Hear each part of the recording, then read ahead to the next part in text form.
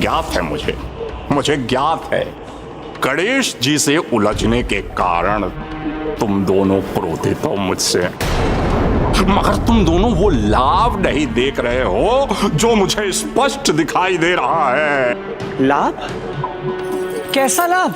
इतना भी नहीं समझ सकते कि गणेश जी को मैंने ऐसी पहेली में उलझाया है जिसे वो कभी नहीं सुलझा पाएंगे। क्योंकि वो तो पृथ्वी पे एक ऐसा ताल ढूंढेंगे जो वहां है ही नहीं, और उनका इस प्रकार व्यस्त रहना कितना लाभकारी सिद्ध होगा हमारे लिए, क्योंकि इसी बीच हमारे महाअसुर भंडासुर जी की तपस्या बिना विघ्न के पूर्ण हो जाएगी। हमारे महानायक भंडासुर की तपस्या?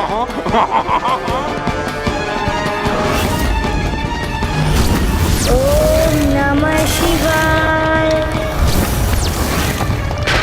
ओम नमः शिवाय। ओम नमः शिवाय। उचित तो यही होगा कि तुम्हारी ये योजना सफल हो जाए लोभासुर। हाँ। किंतु गणेश जी अत्यंत चतुर हैं और हम असुरों के विघ्नकर्ता भी। मुझे तो भय है कि वो कहीं हमारे लिए कोई नवीन संकट ही उत्पन्न ना कर दें। हाँ। ममतासुर, लोभासुर पे विश्वास रखो, क्योंकि लोभासुर को इस समस्या का हल भली भांति ज्ञात है। इसलिए तुम दोनों निश्चिंत रहो, क्योंकि कुबेर जी का सारा धन जो कुछ समय पूर्व उनके कोष घर में था, अब वो मेरे कोष घर में है। ना तो गणेश जी के पास लक्ष्मी जी को लौटाने के लिए कोई धन शेष है, और ना ही उस ताल का ज्ञान है जहां मैंने अपनी दूसरी पहेली छुपाई है। वहां तो कभी नहीं पहुंच पाएंगे। हा हा हा हा।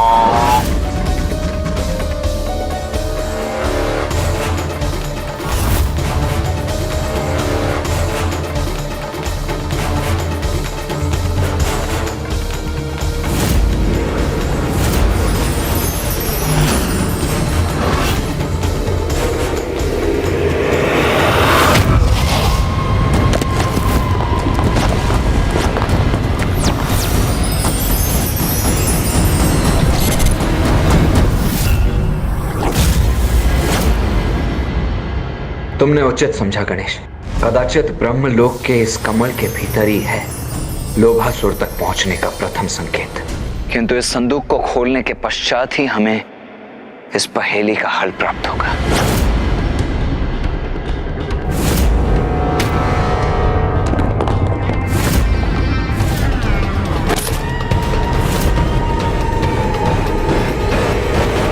गणेश जी, आपकी चतुराई ने अप्रसन्न किया है मुझे, किंतु अभी मेरी चुनौती समाप्त नहीं हुई है। मेरी प्रथम पहेली को सुलझाने में सफल हुए हैं ना आप गणेश जी, तो अब देखते हैं मेरी दूसरी पहेली कितनी विचलित करती है आपको, क्योंकि मेरी दूसरी पहेली इतनी जटिल होगी कि उसे कोई भी नहीं सुलझा सकेगा। अब भी नहीं। उसकी चिंता तो हमें करने दो लोभासुर। सर्वप्रथम ये बताओ कि तुम्हारी दूसरी पहेली है क्या? पता है मेरा अंधेरे छोर में, पता है मेरा अंधेरे छोर में रास्ता मिलेगा मां की गोद में।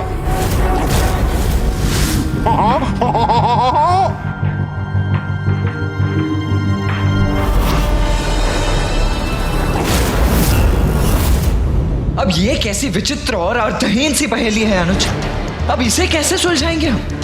आपके इस प्रश्न का उत्तर तो मुझे भी ज्ञात नहीं भैया। तो फिर इस आधी अधूरी पहेली का समाधान हम कैसे पाएंगे अनुज?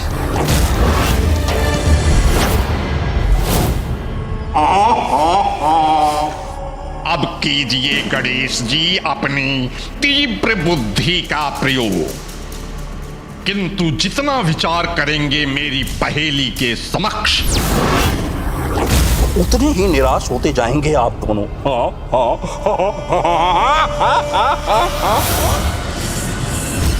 पता है मेरा अंधेरे छोर में रास्ता मिलेगा माँ की गोद में।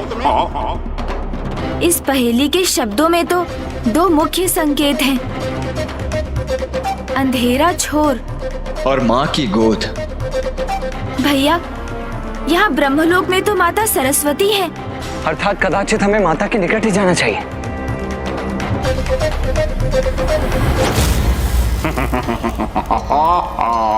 प्रथम पहेली के समय आपकी चतुराई का उचित अनुमान नहीं किया था मैंने, किंतु इस बार उस भूल को सुधार लिया है मैंने। कदापि सरल नहीं होगी मेरी दूसरी पहेली, वो अंधेरा छोर जहां मैं अपनी तीसरी पहेली छुपा रहा हूं।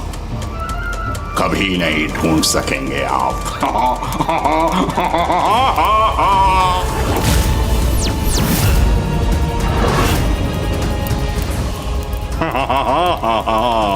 जितना अधिक सुलझाने का प्रयास करेंगे गणेश जी,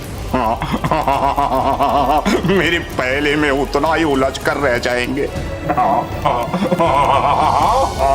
और मैं आनंद लूंगा उस अपार धन का जिसे मैंने प्राप्त किया है।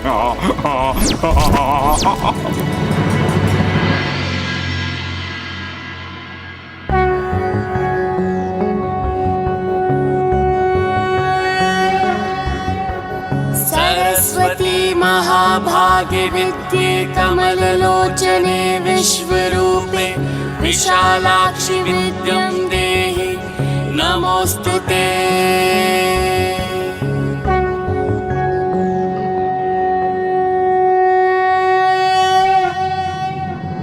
प्रणाम माता। प्रणाम माता। कल्याण हो पुत्र।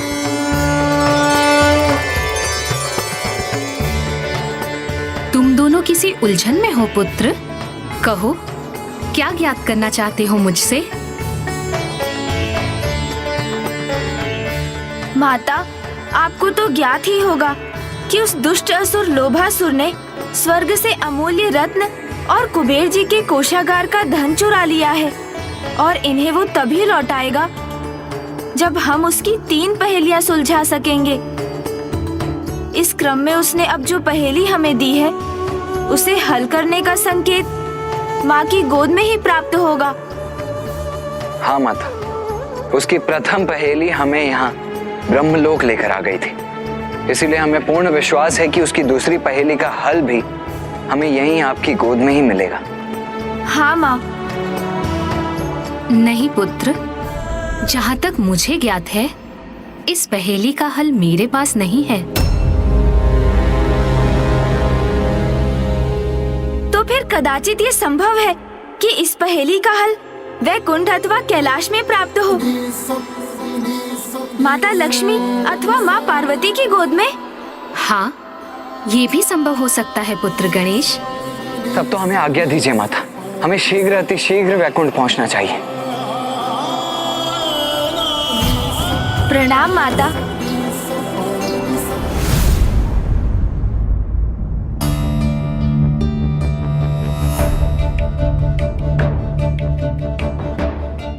स्मरण रखना गणेश कि इस धनकोष का दायित्व अब तुम्हारा है, और ये धन तुम्हारे लिए एक ऋण के समान ही है।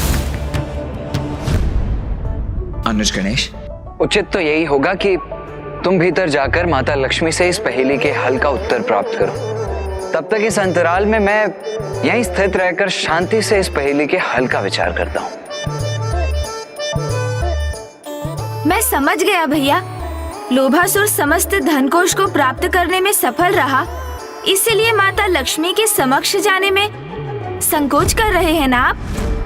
नहीं नहीं अनुज गणेश, मुझे भला कैसा संकोच, क्योंकि माता लक्ष्मी को इस धन को सुरक्षित रखने का वचन तो तुमने दिया था, तो अब भीतर जाकर उनका सामना भी तो तुम्हें ही करना चाहिए ना। मैं अकेले जाऊं उनके समक्ष? अच्छा ठीक है, चिंता मत करो, चलो मैं भी चलता हूँ तुम्हारे साथ।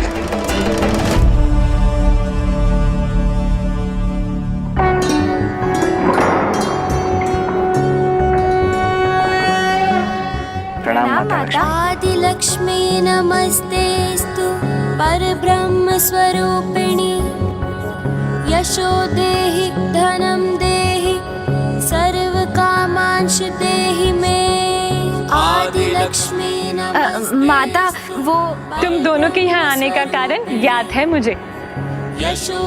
पहेली के हल के जिस संकेत को तुम ढूंढ रहे हो वो मेरे पास भी नहीं, इसीलिए तुम्हें अन्य माताओं के पास जाना होगा और इस क्रम का आरंभ तुम जगत माता देवी पार्वती से कर सकते हो।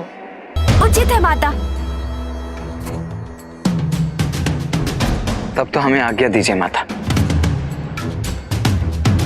ये तो उचित है जो माता ने अपने धन कोष के विषय में कुछ नहीं कहा। और मुझे ये भी ज्ञात है कि कुबेर जी के संरक्षण में रहने वाला समस्त धन कोष अब अपने स्थान पर नहीं। पुत्र गणेश, तुम्हें स्मरण है ना कि उस धन को लौटाना तुम्हारा दायित्व है, क्योंकि वो समस्त धन तुम्हारे ऊपर मेरे ऋण के समान है।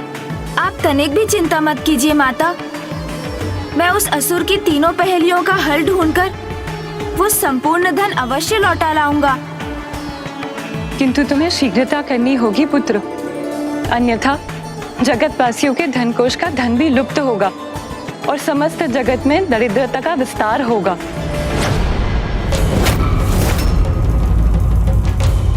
अनुज गणेश, अब हमें अविलंब माता पार्वती के पास पहुंचना चाहिए।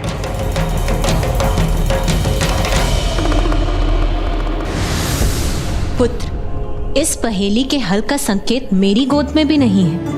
कदाचित पुत्र तुम इस पहेली को उचित दृष्टि से नहीं देख पा रहे हो। तुम्हें इसके हल पर और विचार करना चाहिए, अन्यथा तुम सभी 9 दुर्गा देवी, 10 महाविद्या, सभी अष्टलक्ष्मी माताओं के पास जाकर यही प्रश्न करने पर विवश हो जाओगे, जिससे तुम्हारा समय भी व्यर्थ होगा और तुम्हें निराशा का सामना भी करना होगा। पुत्र, आप चिंता मत कीजिए माता, मैं और विचार करूंगा और इस पहेली का कोई हल अवश्य ढूंढूंगा। मेरी भी यही कामना है पुत्र कि तुम अपने मनोरथ में सफलता अवश्य प्राप्त करो।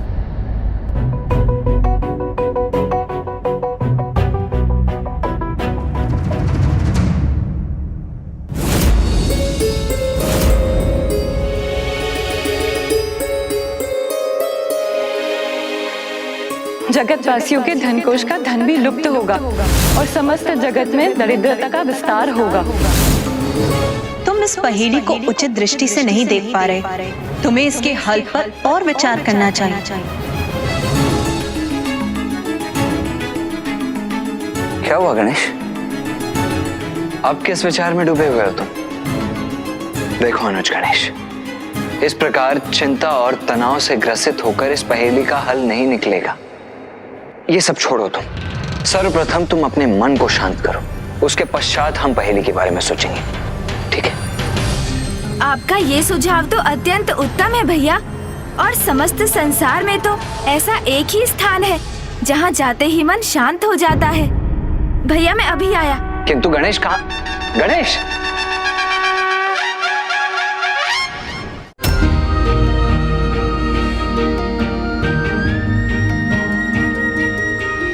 ये क्या कर रहे हो पुत्र? माँ, आपने ही तो कहा था सभी माताओं के पास जाने में तो बहुत समय व्यर्थ हो जाएगा, इसलिए मुझे तो आपकी गोद में आने की आवश्यकता है, क्योंकि आप मेरी ही माँ नहीं अपितु समस्त जगत की जननी है, जगत माता है। तुझको माता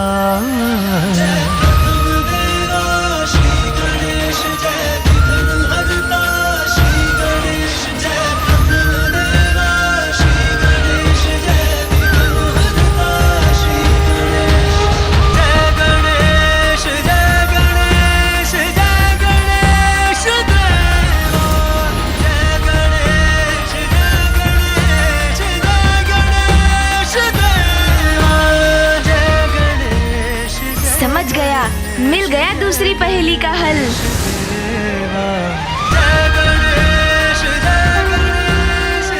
आपका कोटि कोटि धन्यवाद माँ। जगत माता की गोद में जाकर कोई भला कैसे निराश हो सकता है माँ। किंतु अब मुझे शीघ्रता करनी होगी। अनुमति दीजिए माँ। प्रणाम माँ। भैया, भैया। अनुज गणेश, मैं कुछ समझा नहीं। तुम अचानक माँ की गोद में क्यों चले गए? ऐसा क्या हुआ अनुज जिसके लिए तुमने माता को भी धन्यवाद दिया?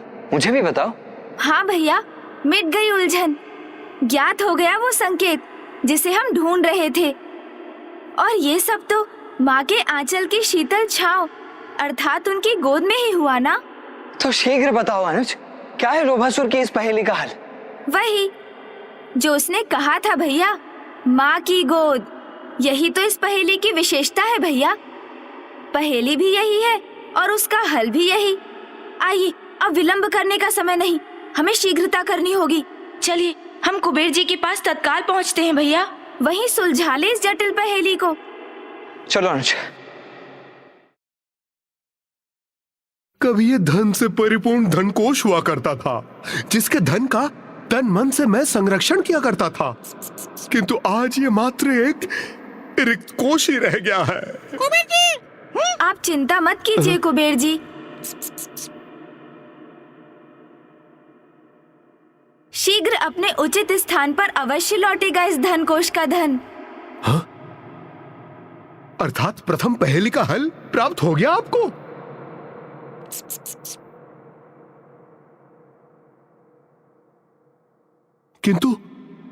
किंतु दूसरी पहेली प्रभु, वो क्या है? और उसका हल वो कैसे ढूंढेंगे आप? कुबेर जी, आपके इस प्रश्न का उत्तर भी अनुज गणेश के पास ही है। दूसरी पहेली का उत्तर तो पहेली के शब्दों में ही छिपा हुआ है। माँ की गोद में, अर्थात धरती माँ की गोद में।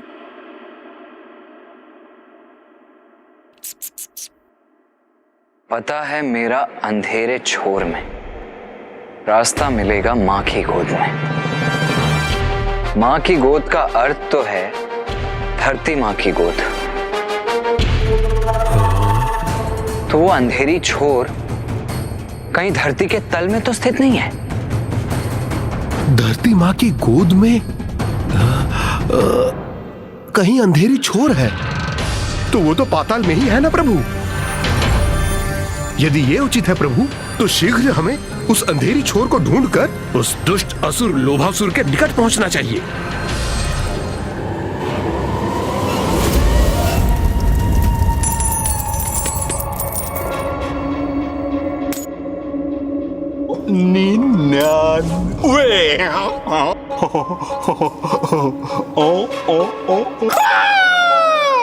और ये पूर्ण हुआ 1 कोटि।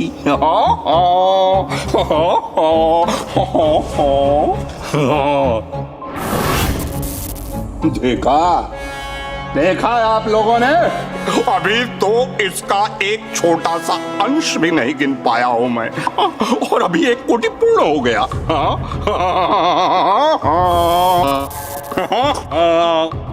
इतना अपार धन तो आप दोनों ने भी मिलकर किसी को प्रदान नहीं किया होगा। कितनी सरलता से मैंने प्राप्त कर लिया। भ्रमित कर दिया मैंने गणेश जी और उनके साथियों को। और अब गणेश जी मेरी पहेलियों को सुलझाने का उपाय ही करते रह जाएंगे। ना ही वो इस पहेली का हल पा सकेंगे, ना इस धन को, और ना ही आप में से किसी को। और भंडासुर जी के तप समाप्त होने के पश्चात मुझसे यह सब प्राप्त करके अत्यंत प्रसन्न होंगे और मुझे अनेक शक्तियां प्रदान करेंगे। भंडासुर। ओम नमः शिवाय। ओम नमः शिवाय। ओम नमः शिवाय। ओम नमः शिवाय। ओम नमः शिवाय। ओम नमः शिवाय।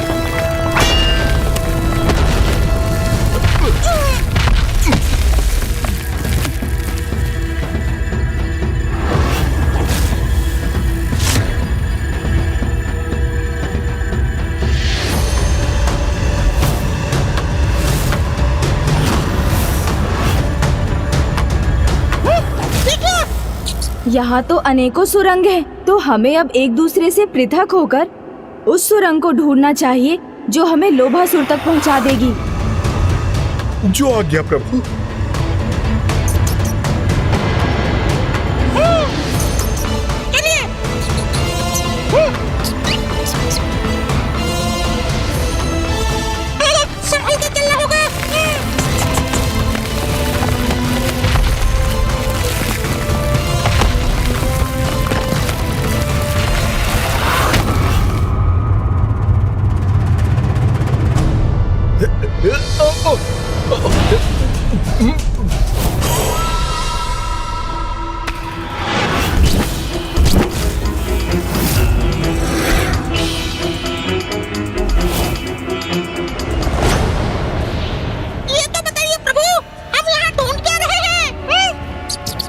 वैसा ही एक संदूक मूषक जी, जैसा हमारे यहाँ लौटने पर आपने भैया के हाथ में देखा था।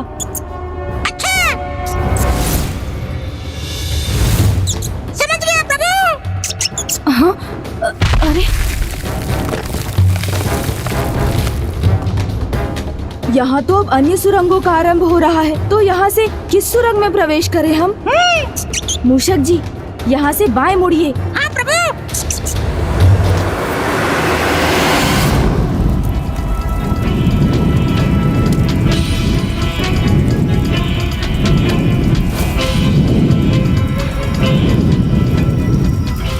इस सुरंग के अंत पर तो पहुंच गया मैं। अब यहाँ से किस दिशा में जाऊं?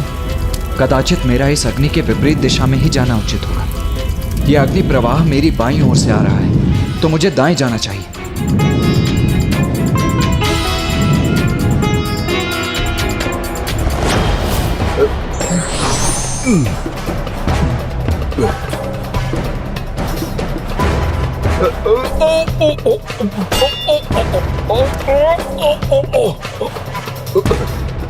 यहाँ तो बहुत फिसलन है, मुझे बहुत संभल कर चलना होगा।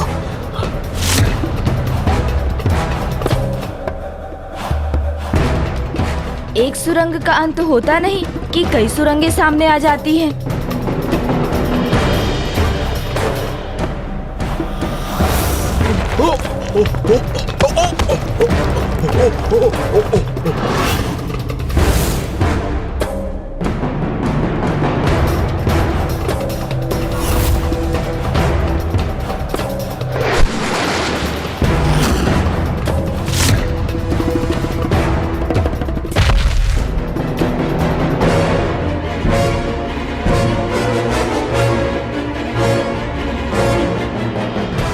यहाँ तो और भी सुरंगें। अब किस दिशा में जाऊं मैं? बाएं जाता हूं।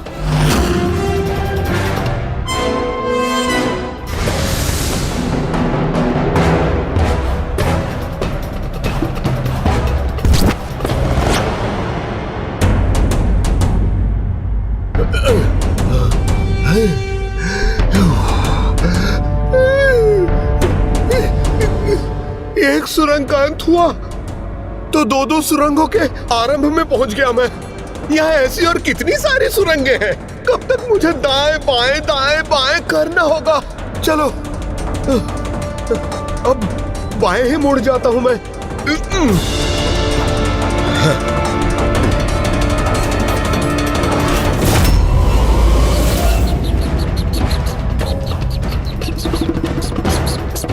इस बार इस बाएं अथवा दाएं के क्रम को भंग करना ही होगा मुझे।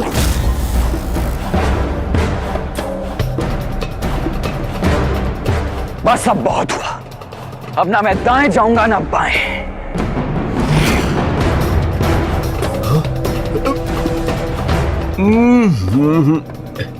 इस बार मैं सीधे ही चला जाऊंगा।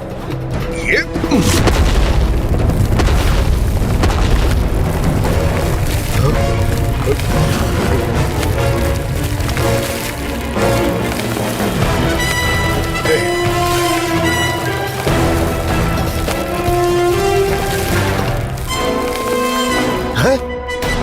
कुबेर जी आप? कार्तिकेय जी आप?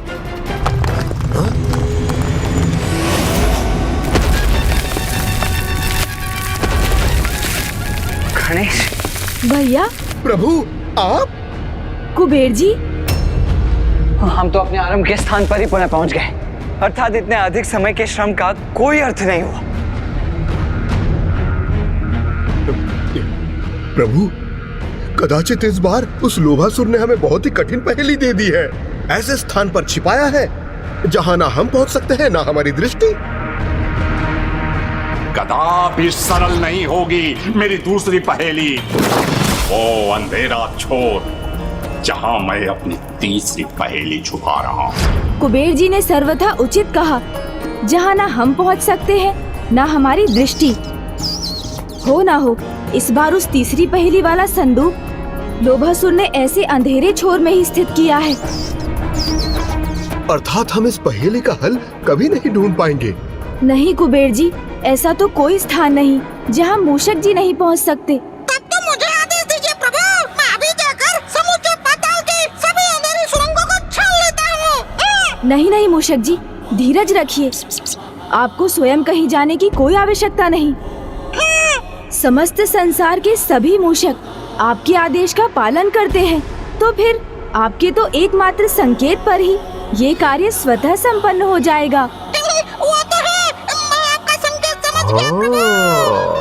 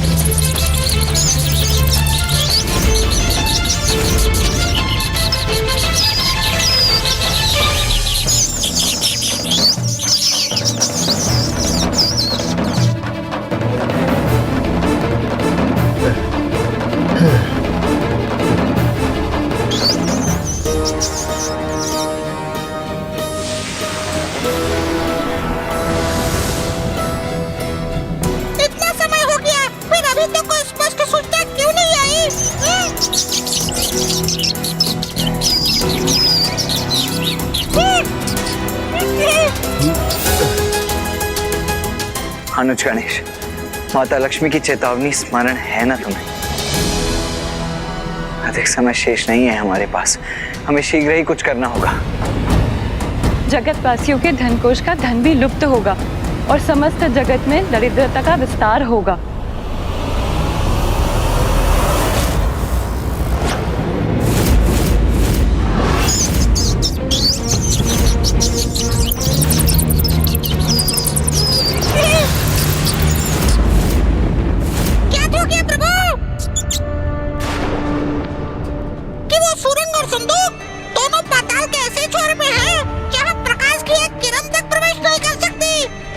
तो फिर विलंब किस बात का मूषक जी, चलिए हम वहाँ जाकर प्रकाश का संचार कर देते हैं। जी प्रभु। हाँ।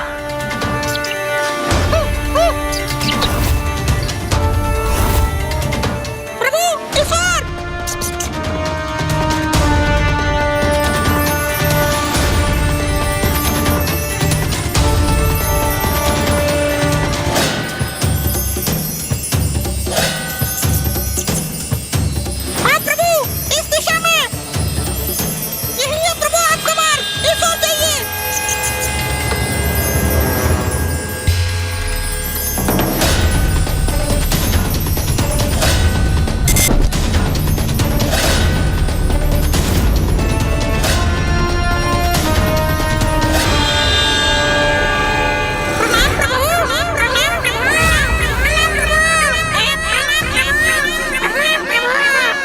आप सभी की सहायता के लिए आप सभी का धन्यवाद। अब मैं इस पहेली को अवश्य सुलझा सकूंगा।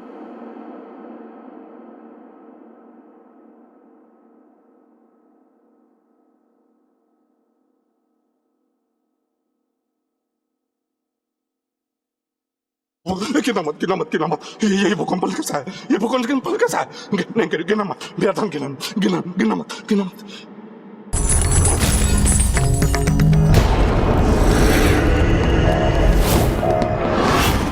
किंतु ये हुआ कैसे? ये हुआ कैसे? असंभव को संभव कैसे कर दिया गणेश जी ने?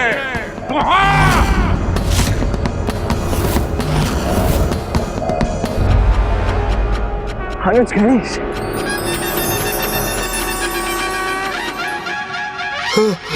चलिए।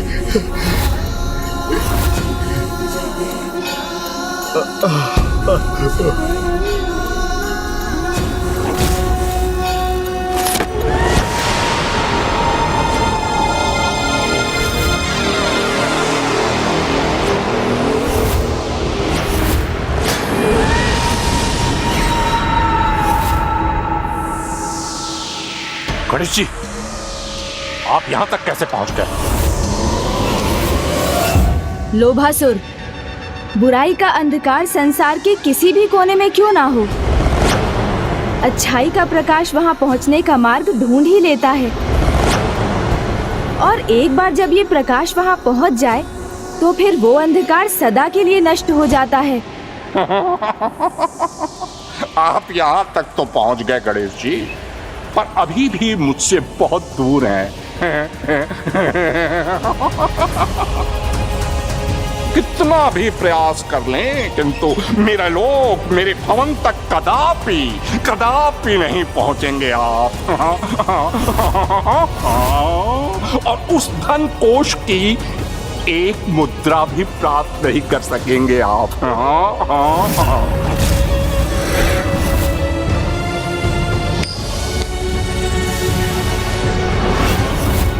क्योंकि मेरी अंतिम पहेली तो अत्यंत जटिल है और उसका हल ढूंढ पाना सर्वथा असंभव है।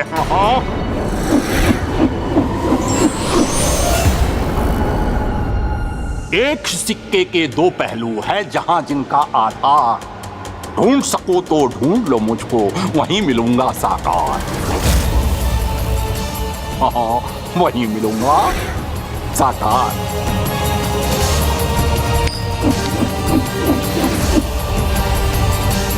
मुझे पूर्ण विश्वास है कि आप तीनों मिलकर भी मेरी इस जटिल पहेली का हल ढूंढ नहीं सकेंगे।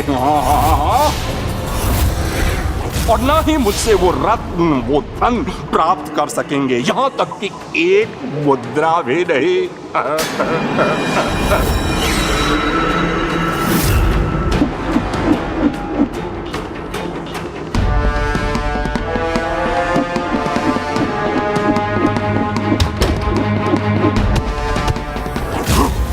मेरी मुद्रा, मेरी मुद्रा, मेरी मुद्रा, मेरी मुद्रा छीन ली गणेश जी ने। यह उचित नहीं किया उन्होंने।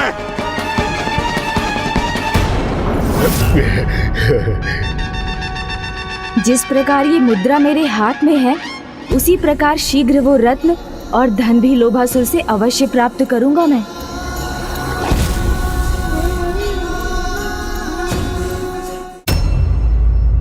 एक सिक्के के दो पहलू है, जहां जिनका आधार ढूंढ सको तो ढूंढ लो मुझको, वहीं मिलूंगा साकार। गणेश जी, अब इस पहेली को कैसे सुलझाएंगे हम? ये तो अत्यंत जटिल है। हम तीनों मिलकर भी इसका हल नहीं ढूंढ पाएंगे। यही कहा ना उस दुष्ट ने। हाँ अनुज गणेश, इस बार की पहेली तो पिछली बार की पहेली से भी अत्यंत कठिन है। भैया कुबेर जी, चुनौती देने वाला जब अनेकों बार ये कहने पर विवश हो जाए कि उसकी चुनौती अत्यंत कठिन और जटिल है, तो हमें समझ लेना चाहिए कि वो हमारे मन में शंका उत्पन्न कर, हमें भटकाकर हमारे भीतर ये संदेह उत्पन्न कर रहा है कि हम अपने प्रयासों में सफल नहीं होंगे। इसलिए हमें भी उसकी कठिनाई पर नहीं, अपितु पहेली पर ही अपना ध्यान केंद्रित करना चाहिए।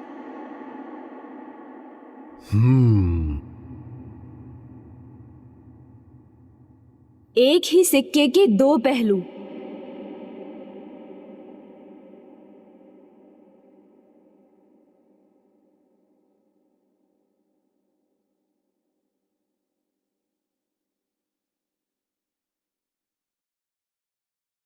प्रभु सुनट नर्तक।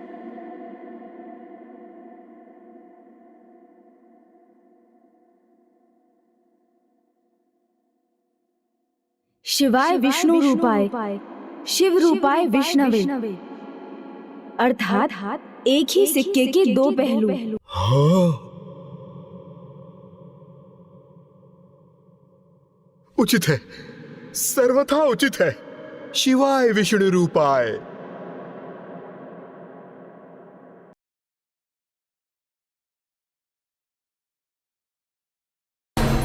इस पहेली को सुलझाने का अर्ध संकेत तो हमें प्राप्त हो गया है अनुज, इसीलिए अब हमें इसके दूसरे भाग पर ध्यान देना चाहिए। है उनका जहां आधार, वहीं मिलूंगा मैं तुम्हें, ढूंढ लो मुझे साकार। प्रभु नारायण और महादेव दोनों के आधार में क्या समानता है?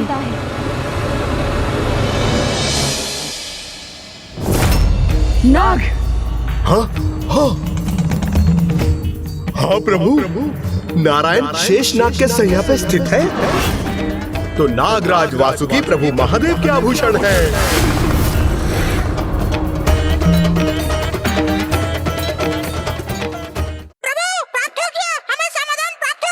तो वो समाधान हमें भी बताने की कृपा कीजिए मूषक जी।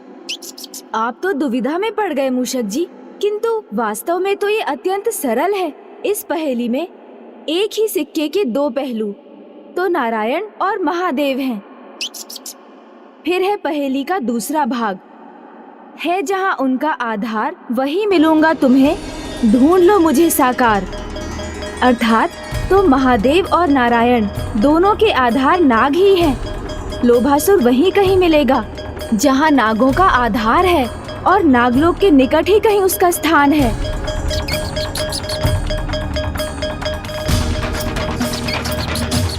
गणेश जी, इस पहेली के भेद को समझकर हम इस नागलोक में आ तो गए हैं, किंतु इतने विशाल नागलोक में उस दुष्ट लोभासुर के स्थान को ढूंढना इतना सरल नहीं होगा। और हमारे पास अधिक समय भी तो नहीं है, क्योंकि लुप्त हुए धन कोष के कारण संसार में धन का अभाव है और दरिद्रता का विस्तार हो रहा है, एवं अभाव सर्वत्र अपराध को जन्म देगा।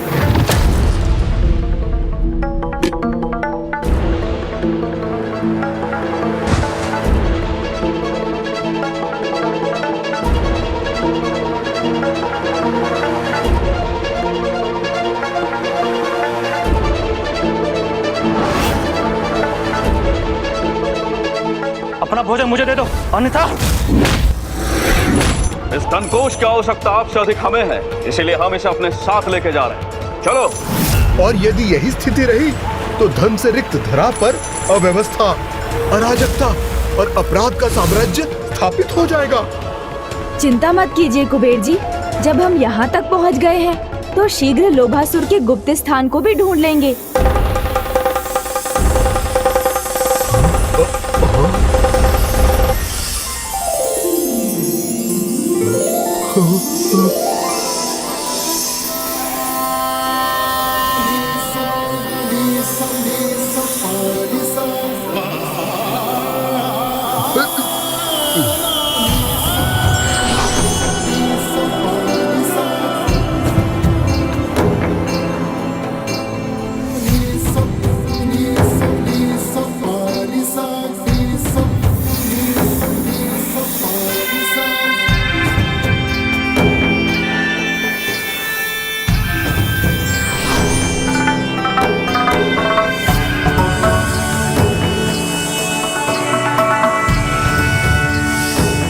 प्रणाम प्रथम पूज्य गणेश जी।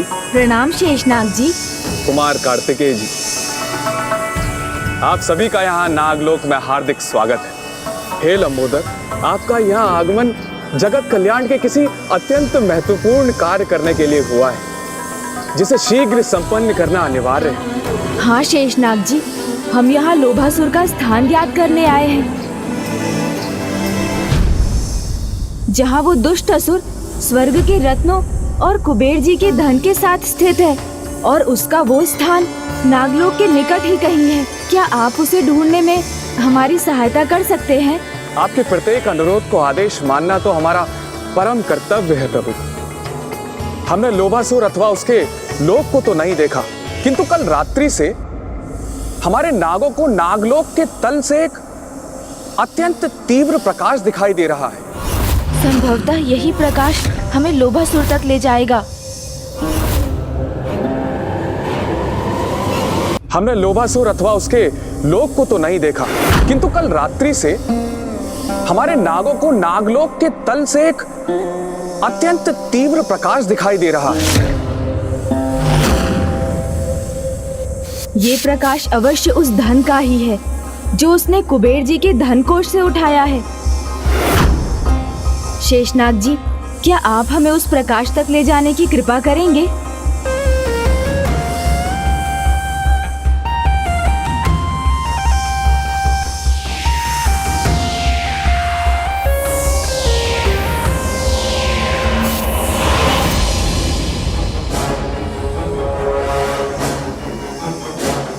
मैंने उचित ही समझा था।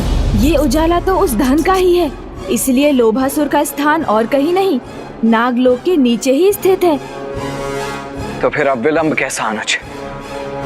चलो शीघ्र अतिशीघ्र उस दुष्ट के पास पहुंचकर देवताओं के सभी रत्नों के साथ साथ कुबेर जी का धन कोष भी प्राप्त कर लेते हैं। नहीं भैया, ऐसे नहीं। वहां जाने के पूर्व हमें अपनी योजना निर्धारित करनी होगी, अन्यथा वो दुष्ट लोभासुर पुनः कोई कपट कर सकता है।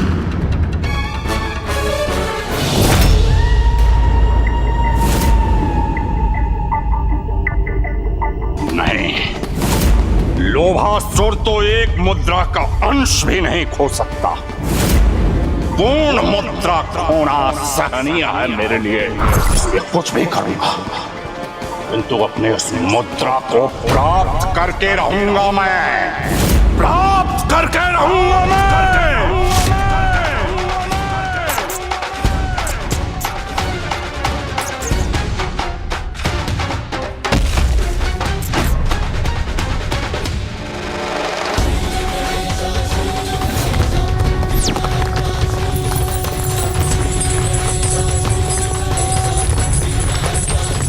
ये भूकंप कैसे उत्पन्न हुआ?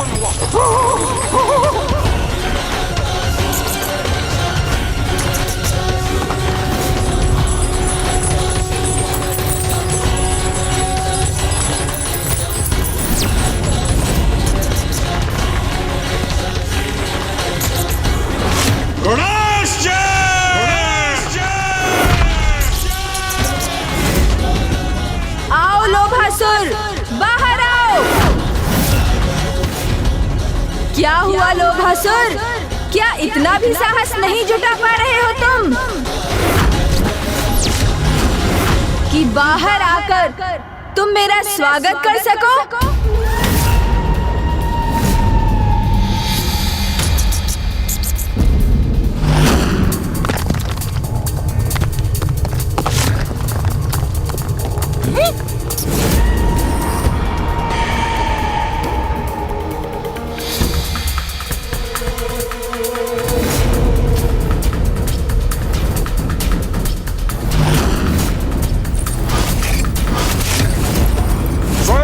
जगमगाहट से भरे मेरे इस लोहितपुर में मैं आपका स्वागत करता हूँ। सराहना भी करता हूँ आपकी कि 3 अबूझ पहेलियां आपने सुलझा ली। मुझसे भूल हुई, आपकी चतुराई का मैं अनुमान नहीं लगा सका, किंतु मेरा विश्वास कर भूल तो आप भी कर रहे हैं गणेश जी।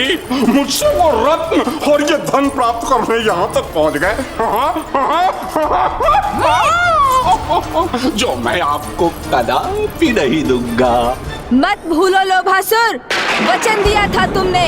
तुम्हारी पहेलियों को सुलझाकर तुम तक पहुँचने पर समस्त धन, रत्न, माता कामधेनु, दिव्य वृक्ष, कल्प वृक्ष और अश्व उच्च श्रवा को लौटाने का वचन। हाँ, स्मरण है मुझे, दिया था, वचन दिया था। पर ऐसे वचन का क्या मोह? किंतु वो अमूल्य रत्न और धन से वंचित रहकर उनके अभाव को कैसे स्वीकार कर सकता हूँ गणेश जी? नहीं नहीं गणेश जी, नहीं, ऐसी मूर्खता तो कदापि नहीं करेगा लोभासुर।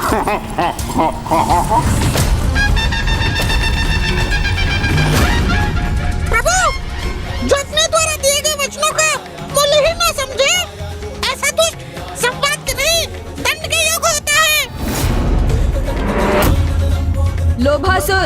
स्वर्ण और धन नहीं, मनुष्य के वचन ही सर्वाधिक मूल्यवान होते हैं, क्योंकि जो अपने वचन का दृढ़ता से पालन करता है वही सभी के विश्वास और सम्मान का पात्र बनता है, और जो वचनों की मर्यादा को भंग करता है उसके चरित्र का यह भाव व्यर्थ कर देता है उसके जीवन को।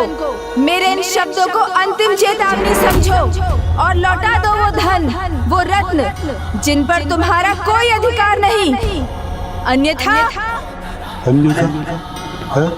अन्यथा अपना सर्वस्व गवा बैठोगे, न सर्वस्व गवा बैठोगे, न सर्वस्व गवा बैठोगे। गणेश जी, जिस धन को मैंने प्राप्त किया है वो यहीं सुरक्षित रहेगा, मेरे लोभितपुर में। उसे मुझसे कोई नहीं छीन सकता, आप भी नहीं।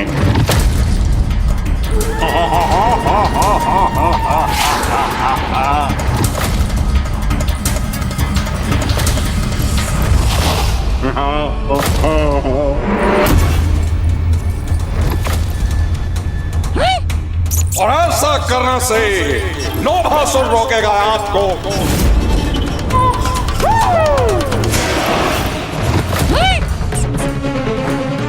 लोभासुर तो अब अत्यंत उत्तेजित हो गया है। यदि यही तुम्हारा निर्णय है तो उचित है लोभासुर, मैं भी तुम्हारा सामना करने के लिए प्रस्तुत हूँ।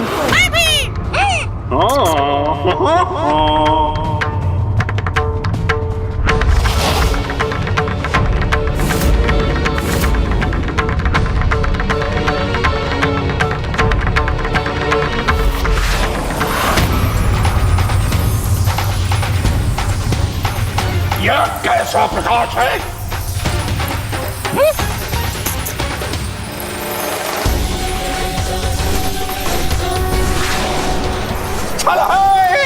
यह मायावी प्रकाश करके कुछ नहीं प्राप्त होगा गणेश जी, कुछ नहीं।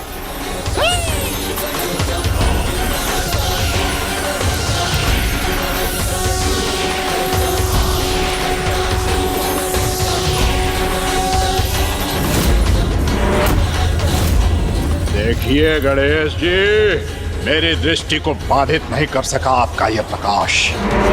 इसे उत्पन्न कर मुझे भयभीत करने के प्रयोजन में विफल हो गया।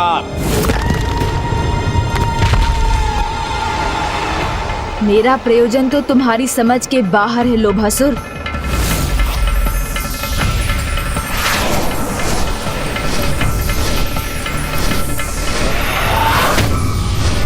इस तीव्र तेज प्रकाश द्वारा क्षण भर के लिए तुम्हें नेत्रहीन कर भैया के भीतर जाने का मार्ग प्रशस्त करना, यही तो मेरी योजना थी दुष्ट,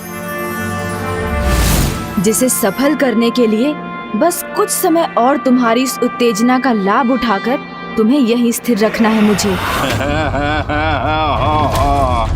अच्छा, तो अपने दिव्य अस्त्रों का प्रयोग कर मुझे आतंकित करना चाहते हैं आप? तो मेरा ये मायावी अस्त्र आपके अस्त्रों को प्रयोग करने का अवसर ही नहीं देगा। इसके पूर्व कि आप मुझ पर वार करें, मेरा ये मायावी फांस आपको बंदी बना लेगा।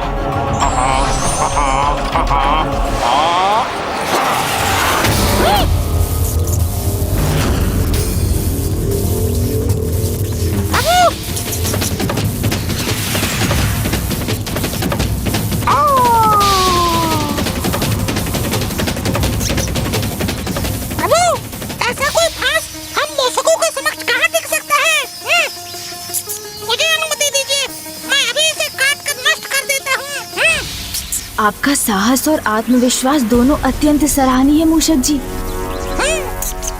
किंतु आप भूल रहे हैं, हमें इस फांस को नष्ट कर इससे मुक्त नहीं होना है, अपितु इसमें उलझकर लोभासुर को यहीं उलझा कर रखना है।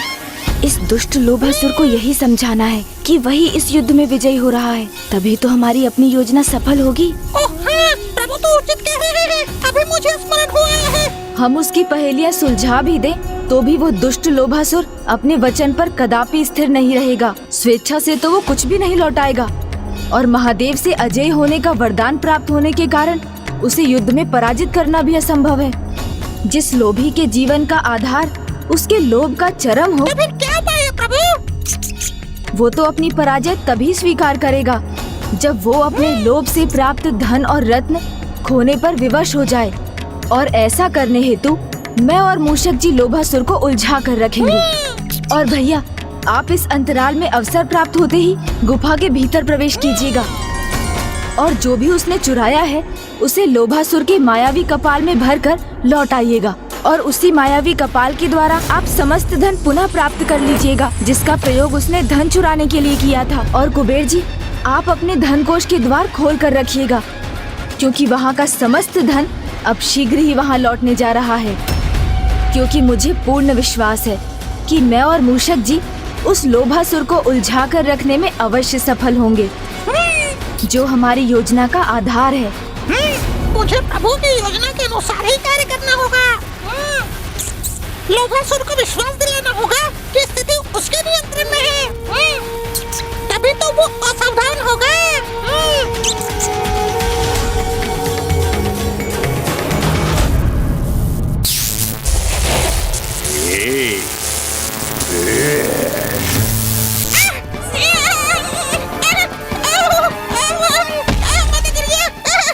ये लोभासुर की फांस है मूषक, किसी आखे तक का जाल नहीं है। हाँ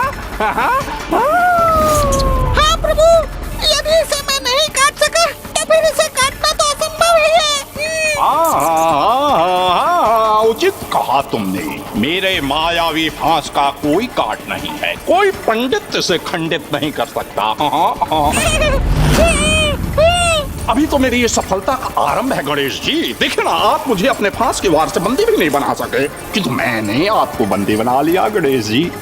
और क्षमा करिएगा गणेश जी, आप इस अवस्था में तब तक रहेंगे जब तक हमारे महानायक भंडासुर जी की तपस्या संपूर्ण नहीं हो जाती। नमः शिवाय, नमः शिवाय, ओम नमः शिवाय, नमः शिवाय। और गणेश जी, आपका उनकी तपस्या से दूर रहना ही उचित है, नहीं तो आप विघ्न करता गणेश जी उनकी तपस्या में विघ्न न उत्पन्न कर दें। मेरे मन में क्या विचार है ये तो तुम्हें शीघ्र ज्ञात हो जाएगा दुष्ट लोभासुर।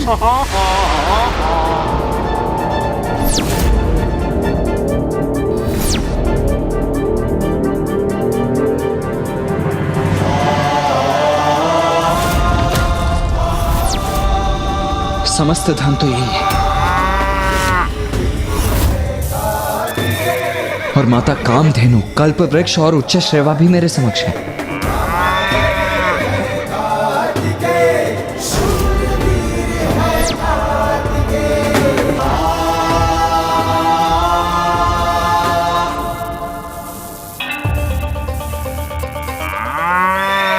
तो अब बस इन सभी को यहां से ले जाने हेतु उस मायावी कपाल को ढूंढना होगा मुझे, किंतु ये है कहां?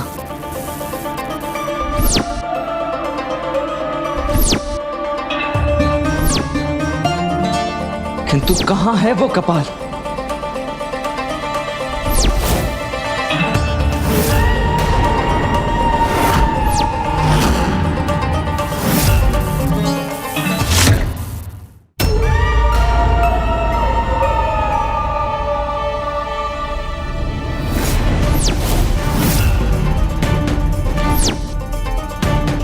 यहां सिंहासन के निकट तो नहीं है। शस्त्रागार, हाँ, वहां ही हो सकता है।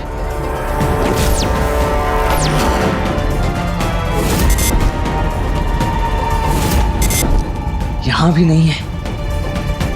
फिर कहां है वो कपाल?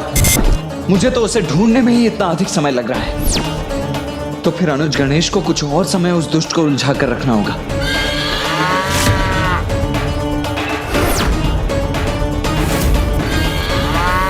नहीं, आप सभी कोई ध्वनि उत्पन्न मत कीजिए। मैं आप लोगों को यहाँ से मुक्त कराने ही आया हूँ।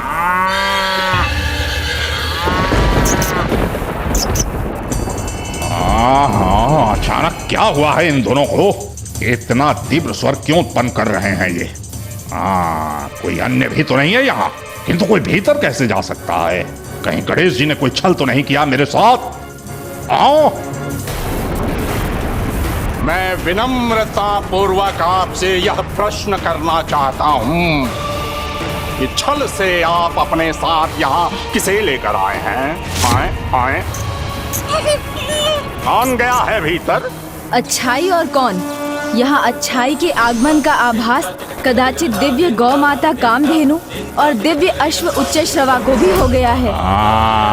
मुझे भ्रमित करने का प्रयास कर रहे हैं गणेश जी, किंतु लोभासुर को छलना इतना सरल नहीं है। आप यहीं बंदी बने रहिए, मैं स्वयं जाकर देख लेता हूँ। ये तो भीतर क्या है प्रभु? और प्रभु कार्तिकेय अभी तक वहाँ से बाहर ही नहीं लौटे हैं। कुछ कीजिए प्रभु, इसे कुछ समय और उलझा कर रखिए ना। मिल गया उपाय। मिल गया?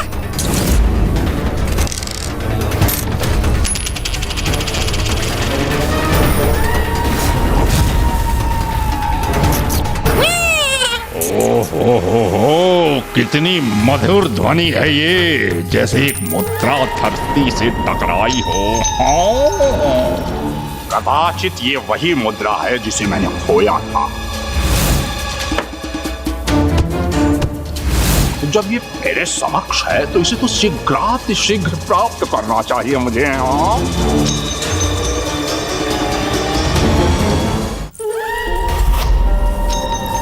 लोभासुर अपने लोभ के वश में आकर पुनः उलझ गया।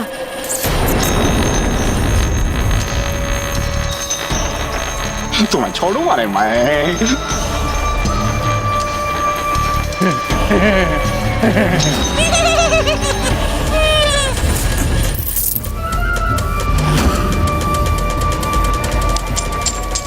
तुम्हारे कारण मेरे सारे आभूषण गिर गए। गिरने दो यार, ये तो यहीं रहेंगे, कभी भी प्राप्त कर सकता हूं इन्हें। किंतु मैं तुम्हें प्राप्त करके रहूंगा।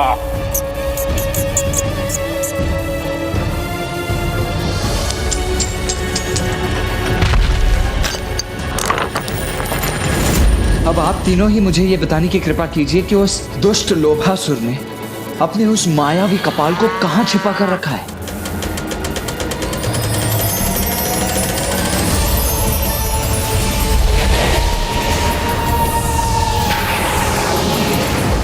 ओह, तो यह कारण था कि इतना ढूंढने के पश्चात भी मैं उस मायावी कपाल को अब तक नहीं प्राप्त कर सका।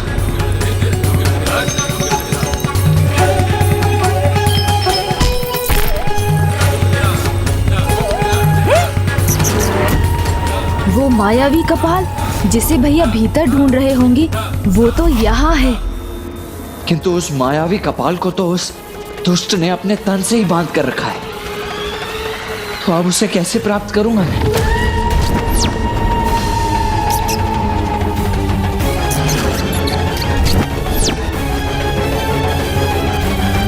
हाँ, अब जाके सीख रही है तेरी गति, छोड़ूंगा नहीं। हाँ।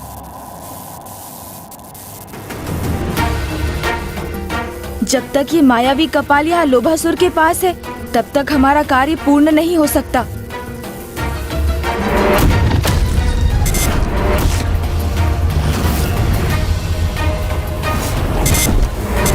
तो अब जाके ज्ञात हुआ है मुझे आपका छल। मेरा अनुमान उचित ही था, कोई अन्य भी है यहाँ।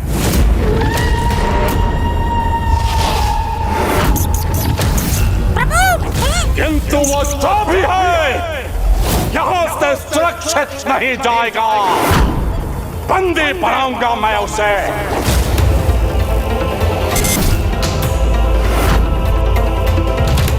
मूषक जी, जब कोई योजना विफलता की ओर बढ़ने लगे तो हमें शीघ्र उसके विकल्प का प्रयोग करना चाहिए। हाँ प्रभु। रुको लोभासुर, रुको लोभासुर, रुको लोभासुर।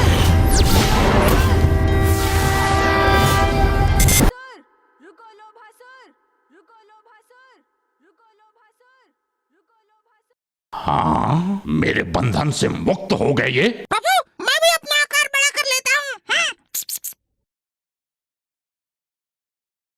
तुमने यही कहा था ना लोभासुर कि महादेव से वरदान प्राप्त कर अजय हो गए हो तुम। तो आओ, उसका प्रमाण दो मुझे। गणेश जी, असुर हूं मैं, स्वीकार करता हूं मैं आपकी चुनौती। हाँ।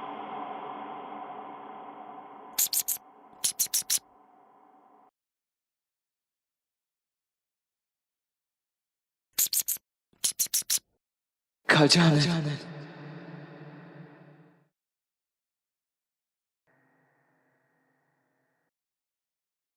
गजानन गजानन गजानन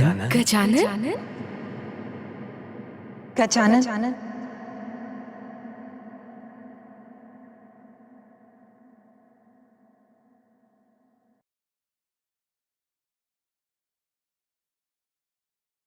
प्रभु, आपने अपने गजानन रूप में हमें दर्शन देकर हमें धन्य कर दिया। अभी भी समय है, त्याग दो अपना लोभ। जो अन्य किसी की संपत्ति है उसे लौटा दो, अन्यथा जो तुम्हारा है उसे भी खो बैठोगे तुम। मैं लोभासुर हूं गणेश जी। आपके इस विकराल रूप से भयभीत होकर कदापि नहीं रुकूंगा, नहीं रुकूंगा। आप जिसे विकार कहते हैं वो आधार है मेरे जीवन का। मात्र प्राप्त करने के लिए उत्पन्न हुआ हूं मैं।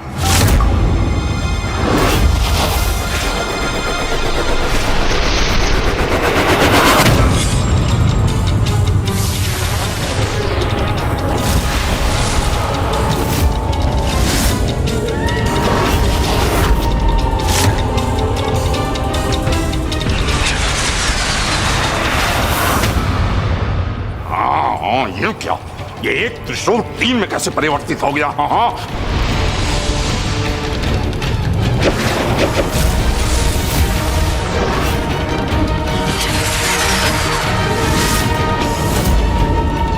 गजानन, आपकी युक्ति समझ गया मैं।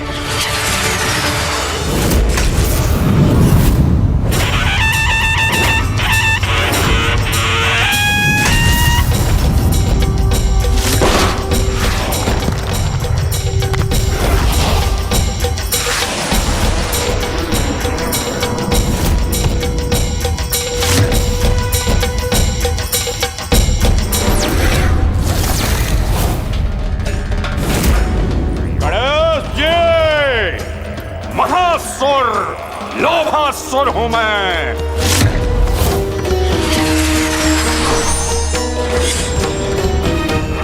इन्हें कम आंककर बहुत बड़ी भूल की मैंने।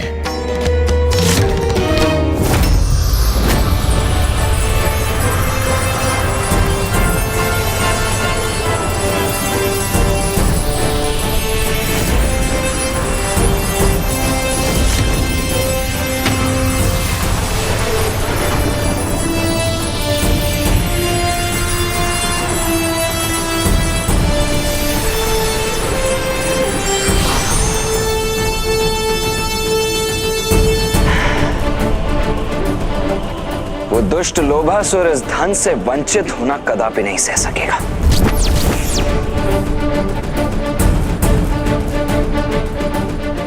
मैं आपको क्षति अवश्य पहुंचाऊंगा लोभासुर, क्योंकि मेरे अत्यंत मायावी अस्त्र नष्ट नहीं होते, नष्ट करते हैं।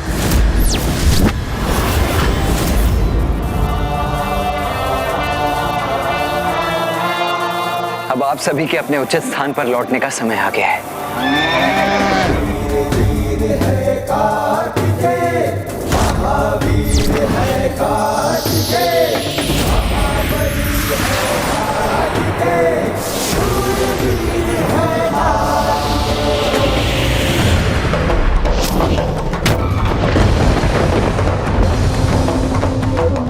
लोभासुर का लोभित पुर धन के प्रकाश से रिक्त हो रहा है, अर्थात हमारी योजना सफल हो रही है। बस कुछ और पल इसे उलझा कर रखना है मुझे, क्योंकि अब शीघ्र ही भैया अपना कार्य संपन्न कर लेंगे।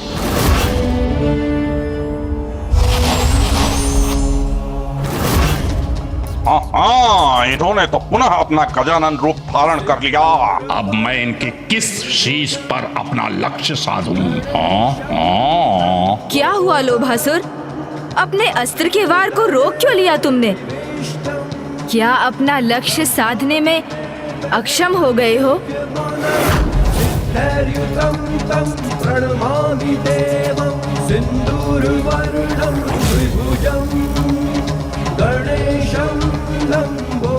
गणेश जी, मुझे आपके एक शीश पर वार करने की आवश्यकता नहीं है, क्योंकि मेरा ये प्रहार आपके सभी शीशों को क्षति पहुंचाएगा।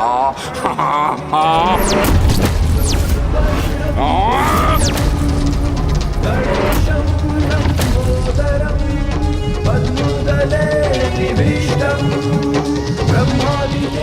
मेरे आभूषण,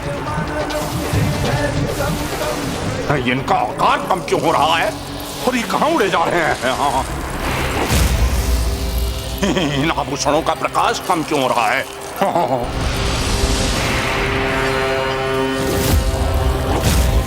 हाँ, ये क्या किया गणेश जी आपने? ये कैसा छल किया मेरे साथ? नहीं नहीं नहीं नहीं नहीं नहीं नहीं नहीं, ये उचित नहीं है, ये नहीं हो सकता। मैं इसे नहीं जाने दूंगा, मैं इसे नहीं जाने दूंगा।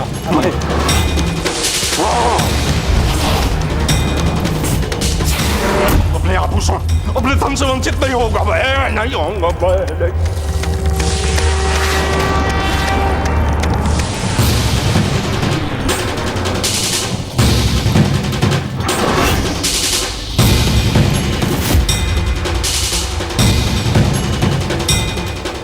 मेरा धन, मेरे स्वर्ण, कहाँ जा रहे हो मुझे छोड़ कर?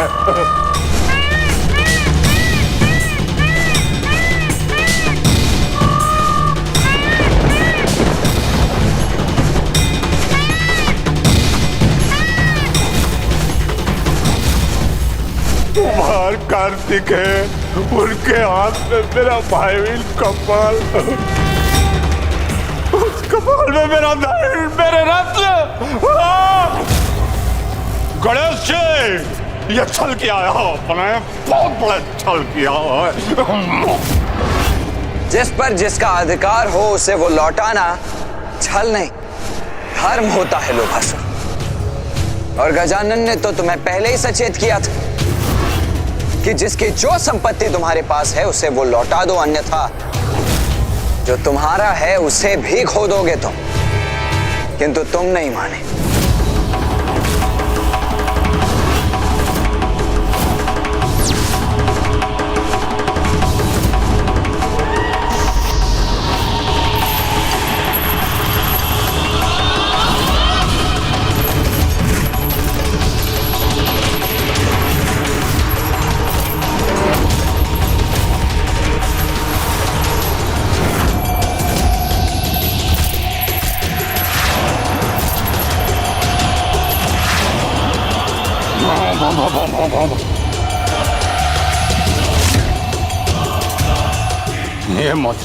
ये मुद्रा अंतिम शेष है। अब इसे मैं प्राप्त करके रहूंगा। हाँ हाँ।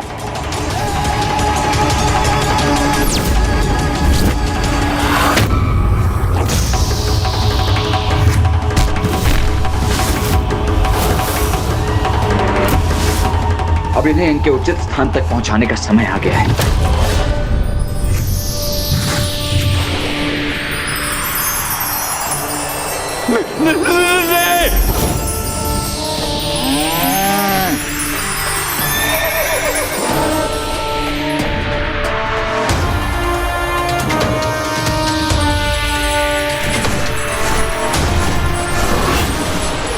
मेरा स्वर्ण मुझसे मत छीनिए।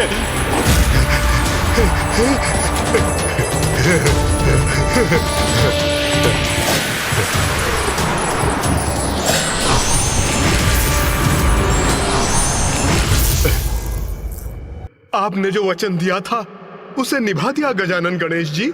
आपको और देव सेनापति कुमार कार्तिकेय को मेरे ऊपर इस उपकार के लिए कोटि कोटि धन्यवाद प्रभु।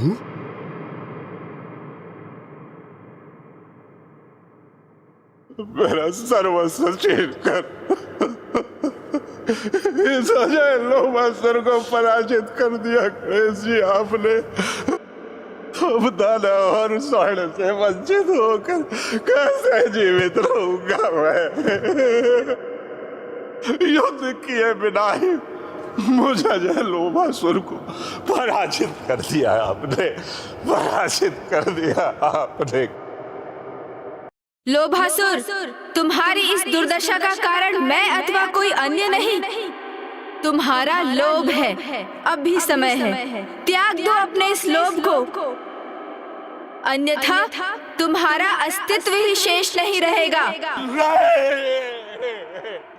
मैं तुम्हारा शत्रु नहीं लोभासुर, ये विकार तुम्हारा शत्रु है, जो अभी भी तुम्हें अपने प्रभाव से मुक्त नहीं कर रहा है। त्याग दो अपने भीतर के इस विकार को, तभी अपने मन को शांत कर शांति से जीवन जी सकोगे तुम। जब अपना समस्त धन गवा चुका हूं मैं, तो इन प्राणों का भी मोल नहीं है।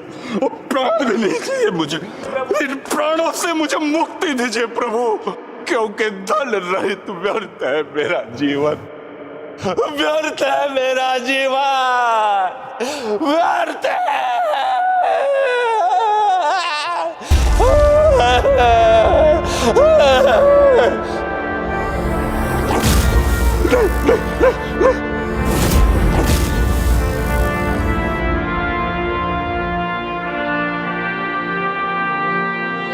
देव सेनापति, आपने सब कुछ तो छीन लिया मेरा, अब क्या चाहते हैं मुझसे?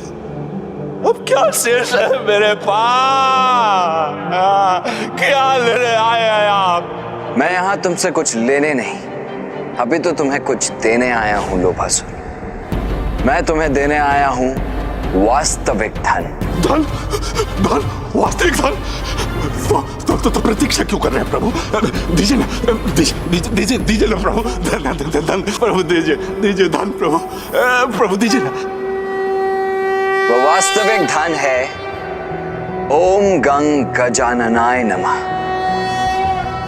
ओम नमस्ते गणपते त्वमेव प्रत्यक्षम्। इस मंत्र का जाप करो लोभासुर।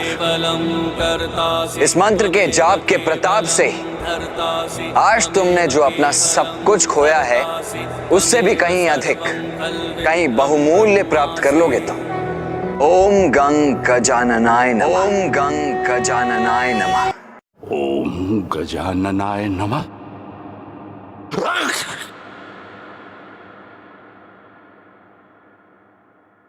ओम गण गजाननाय नमः।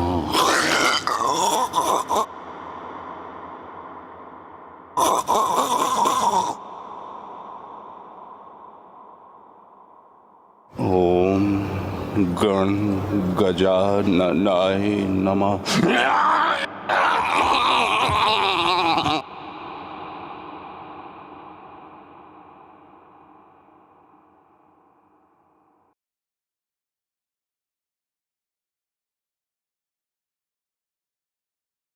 ओम गण गजाननाय नमः।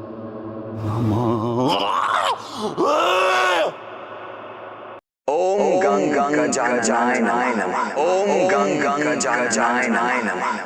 ओम गण गजाननाय नमः। ओम गण गजाननाय नमः। ओम गण गजाननाय नमः। ओम गण गजाननाय नमः।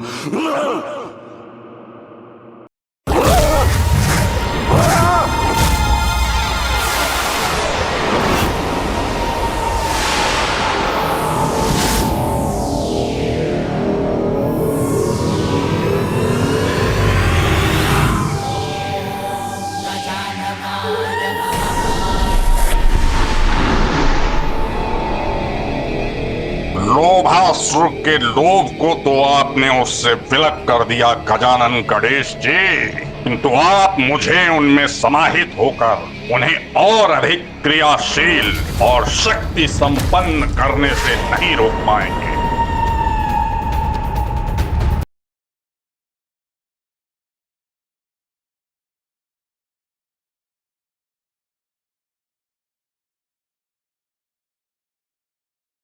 अच्छाई का प्रकाश लोभ जैसे विकारों के अंधकार को बांधने में सदा सक्षम होता है। ऐसे अंधकार का किसी भी ब्रह्मांड में कोई स्थान नहीं। जाओ, अब तुम सदा के लिए एक कालकूप में ही बंदी रहोगे।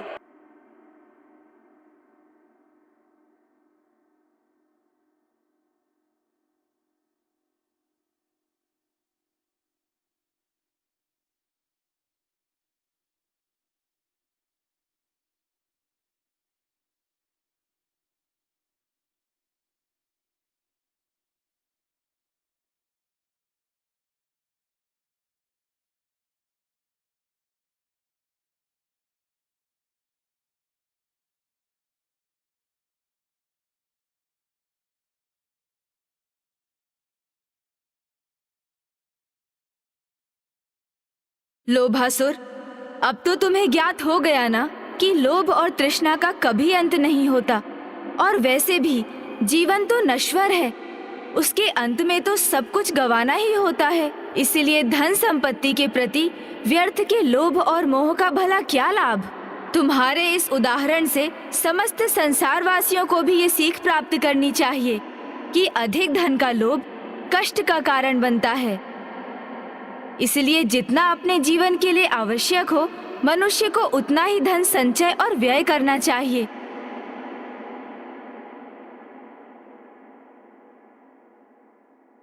देखा, खा भी लिया और पचा भी लिया, और मेरी मुद्रा अभी भी मेरे पास शेष है। और साथ ही ये भी स्मरण रखना चाहिए कि मूल अपनी आवश्यकताओं को अनदेखा कर धन संचय करने का भी कोई लाभ नहीं।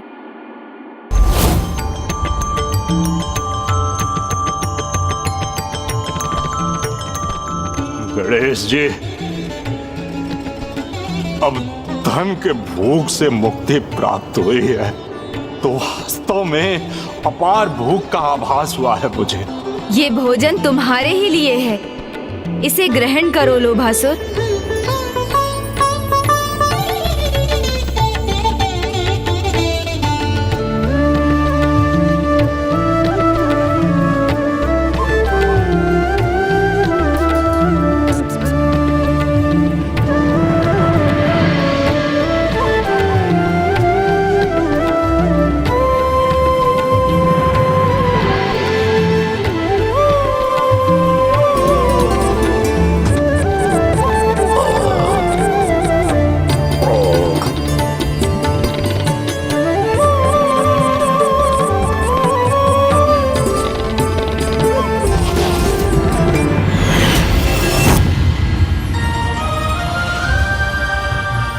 वास्तविक संतुष्टि क्या होती है, आज ये प्रथम बार अनुभव हुआ है मुझे प्रभु, और आपकी कृपा से मैं ये भी समझने में सफल हुआ हूं कि लोभ ही नहीं, संतोष ही जीवन का आधार होना चाहिए।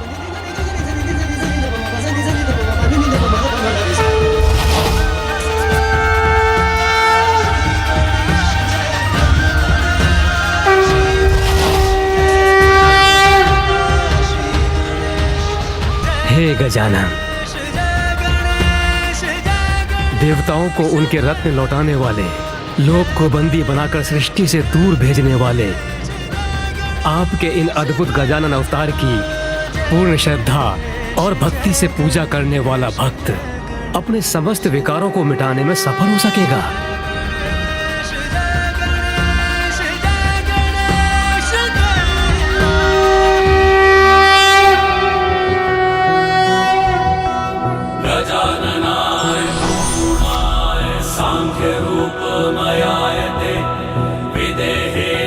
सर्वत्र संस्थिताय नमो नमः। भक्ति भावेन तोषितः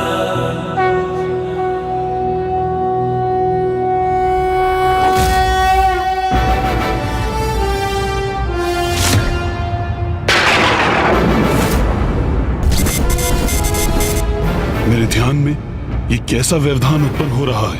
ये कैसे अशुभ दृश्य उत्पन्न हो रहे हैं मेरे समक्ष?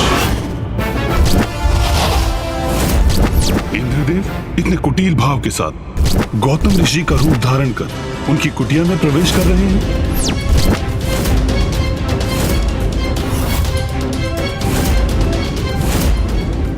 स्वर्ग की अप्सरा देवी मेनका ऋषि विश्वामित्र के ध्यान में बाधा डाल रही है।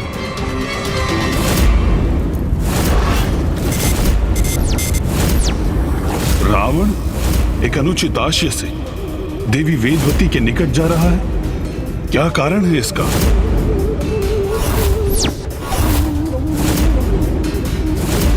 कामासुर, कामासुर,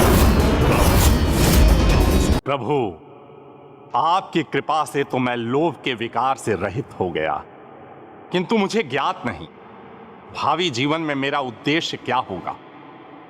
मुझे उचित दिशा दिखाने की कृपा करें प्रभु। लोभासुर, तुम लोभ के विकार से प्रभावित होकर जो अधर्म युक्त आचरण करते थे, अब उसका त्याग कर अपने शेष जीवन को सदाचार और सत्कर्मों में लीन कर व्यतीत करो और लोभ के स्थान पर संपूर्ण संसार में संतुष्टि के भाव का विस्तार करो। जो आज्ञा प्रभु। अनुज गणेश, लोभासुर तो प्रभावहीन हो गया, किंतु ममतासुर और कामासुर वो तो अभी शेष है, और उनसे उत्पन्न होने वाला भावी संकट भी। हाँ भैया, उन दोनों के भंडासुर में समाहित होकर उस महासुर की शक्ति में अपार वृद्धि करने के पूर्व हमारा उन दोनों को रोकना भी अनिवार्य है, और ये कार्य हमें शीघ्र करना होगा भैया। कामासुर, कामासुर। ज्ञानानंदमयं देवं निर्मल प्रणाम प्रभु। प्रणाम प्रभु। है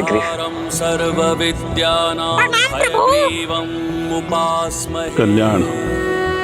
गणेश जी, कामासुर सृष्टि से धर्म और सदाचार मिटाने पर आतुर है। जिस समय आप लोभासुर को विकार से मुक्त करने में व्यस्त थे, उसी अंतराल में अवसर का लाभ उठाकर कामासुर ने काम भावना के विकार का विस्तार आरंभ कर दिया था, और अब उसने समस्त जगत को उस विकार से ग्रस्त कर दिया है। सर्वत्र अपना प्रभाव स्थापित कर रहा है वो।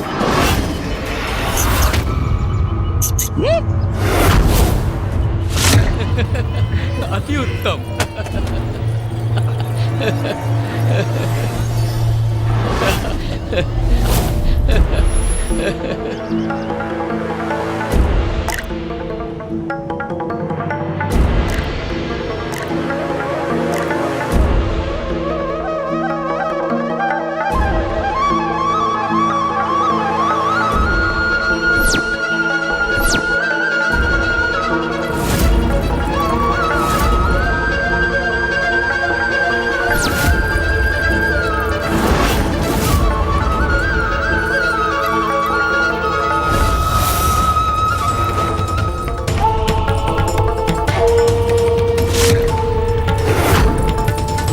साधारण मनुष्य ही नहीं, वो तो देवताओं को भी अपने विकार के वश में कर रहा है, और उसके प्रभाव में आकर स्वयं देवराज इंद्र भी मर्यादा को भंग कर एक घोर अधर्म कर बैठे हैं।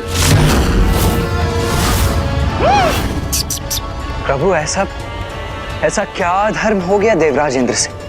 पूर्व काल में देवराज इंद्र प्रभु ब्रह्मदेव की मानस पुत्री देवी अहिल्या के सौंदर्य से आकर्षित होकर उनसे विवाह करने के इच्छुक थे, किंतु ब्रह्मदेव ने अपनी पुत्री के वर के रूप में उनका नहीं अपितु तपस्वी गौतम ऋषि का चुनाव किया।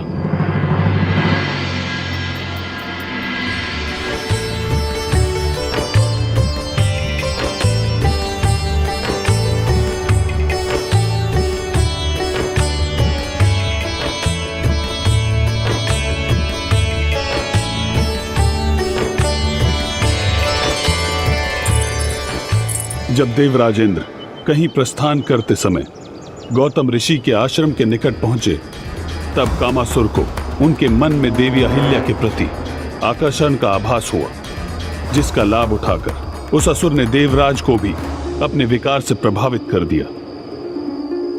देवी अहिल्या?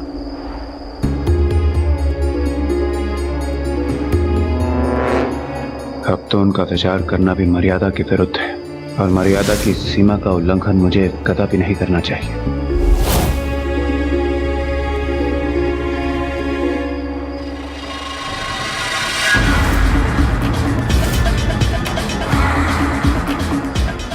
देवराज इंद्र, मेरे विकार की अपार शक्ति विवेक का नाश कर मर्यादाओं को भंग करवाती है। और अब ठीक वैसा आपके साथ होने जा रहा है देवराज। पूर्व के आकर्षण की मात्र एक स्मृति ही पलक झपकते ही अनियंत्रित काम भावना में परिवर्तित होने वाली है।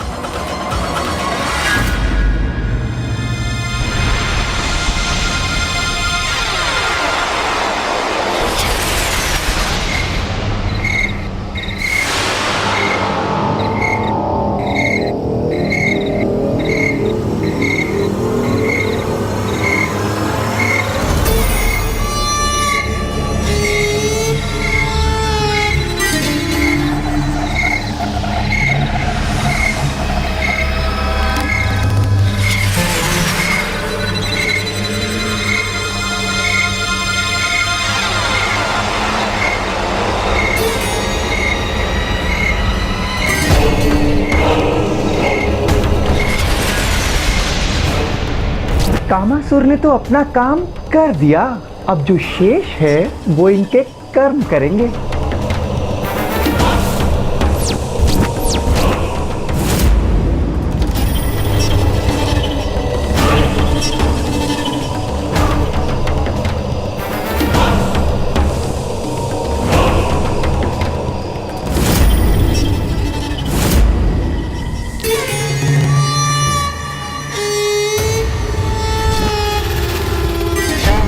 और फिर गौतम ऋषि के आश्रम के निकट पहुंचकर देवराज इंद्र ब्रह्म मुहूर्त तक गौतम ऋषि के वहां से प्रस्थान करने की प्रतीक्षा करते रहे।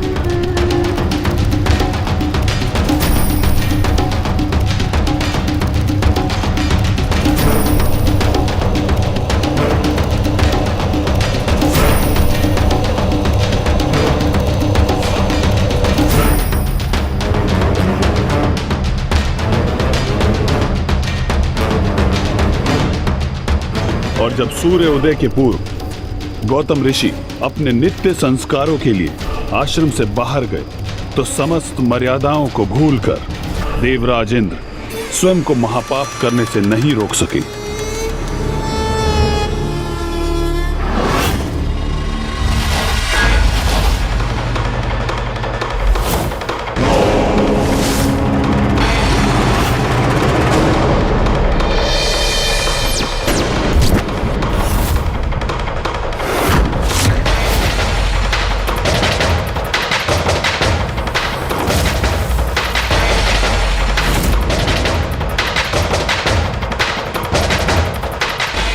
जब तक ऋषि गौतम अपनी कुटिया में लौटे तब तक बहुत विलंब हो चुका था।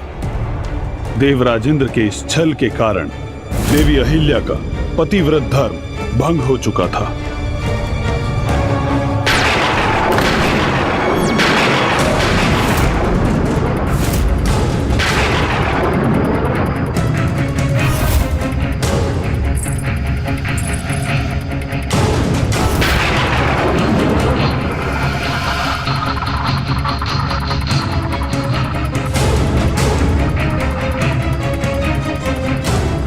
ये कैसे संभव है? इन दोनों में मेरी स्वामी कौन है? कौन हो तुम? मेरा रूप धारण करके छल से मेरी कुटिया में क्यों हो तुम? उत्तर दो, कौन हो तुम? अपना वास्तविक परिचय उजागर करो। मुझे ज्ञात तो हो कौन है वो अधर्मी, वो पापी जिसने इतना बड़ा घोर अपराध करने का दुस्साहस किया है।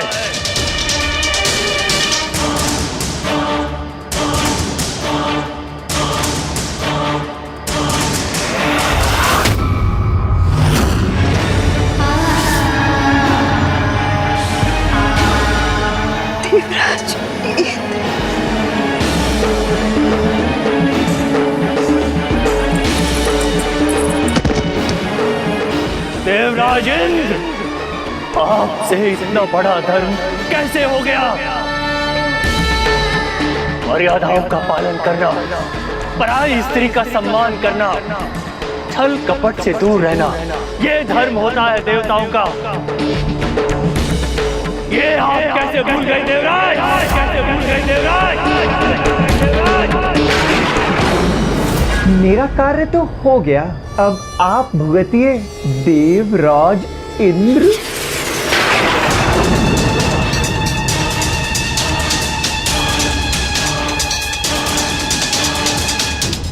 ये उचित नहीं हुआ, कदापि उचित नहीं हुआ।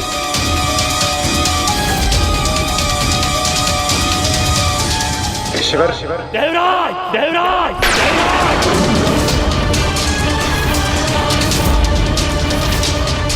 आप जिस अनुचित काम भावना के कारण स्वयं को वश में करने में असमर्थ हुए हैं, देव तुल्य आचरण से भटक गए हैं, मैं आपको उससे ही वंचित कर दूंगा। मैं आपको शाप देता हूँ कि आपकी काम इंद्रियां नष्ट हो जाए और आपके शरीर में सहस्त्रों छिद्र उत्पन्न हो जाए देवराज।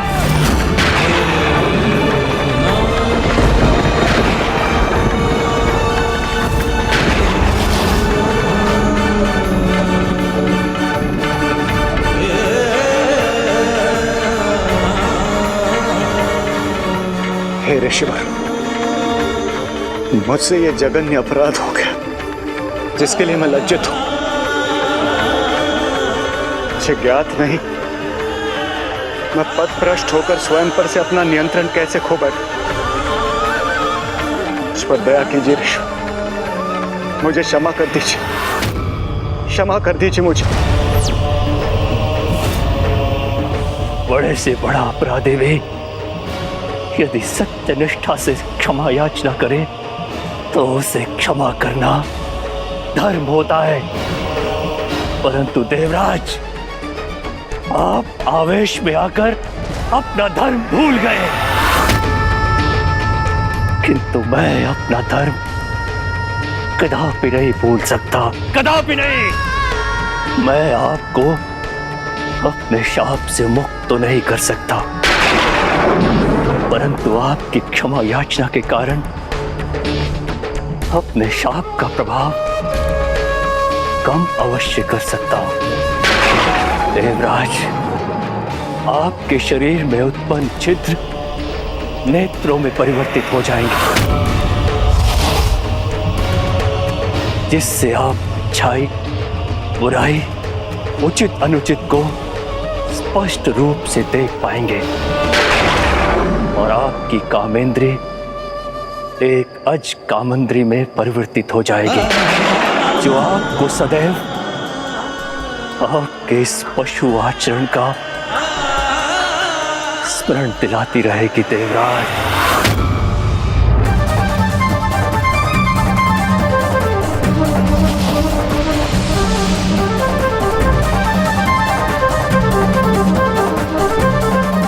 आपका कोटि कोटि धन्यवाद ऋषि, आपका कोटि कोटि धन्यवाद।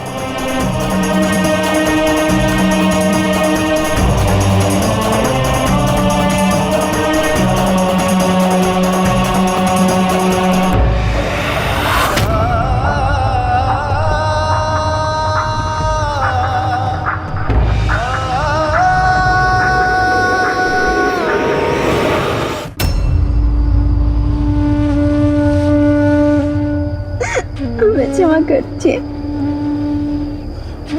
स्वामी, हमें क्षमा कर दीजिए।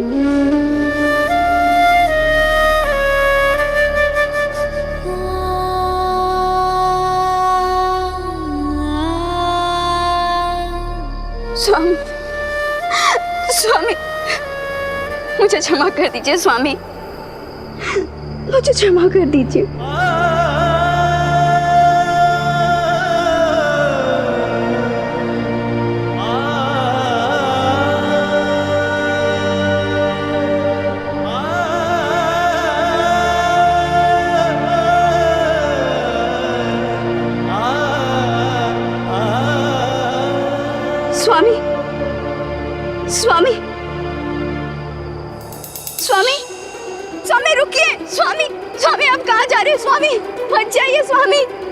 इस प्रकार मुझे छोड़ के मत जाइए स्वामी। कहाँ जा रहे हो स्वामी?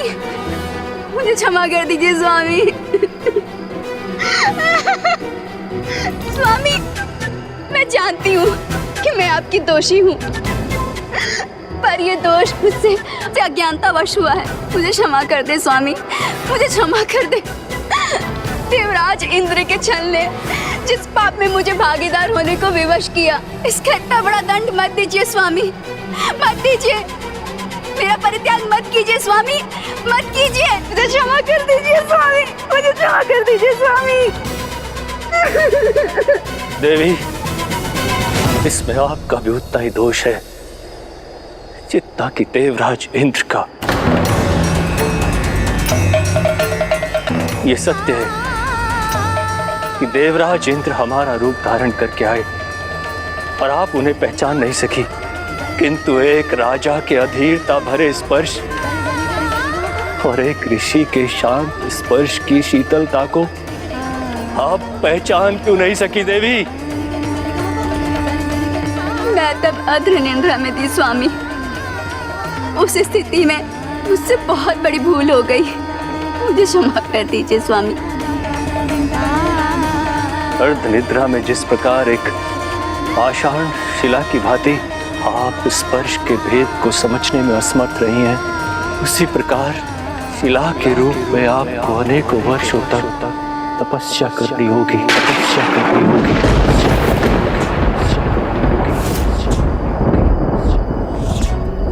जब तक आप प्रभु नारायण के अवतार श्री राम के स्पर्श से पुनः पावन नहीं हो जाती।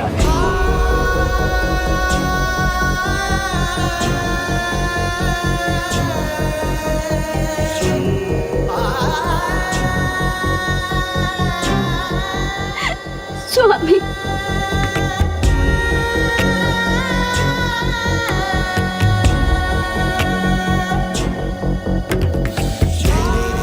स्वामी, नहीं स्वामी।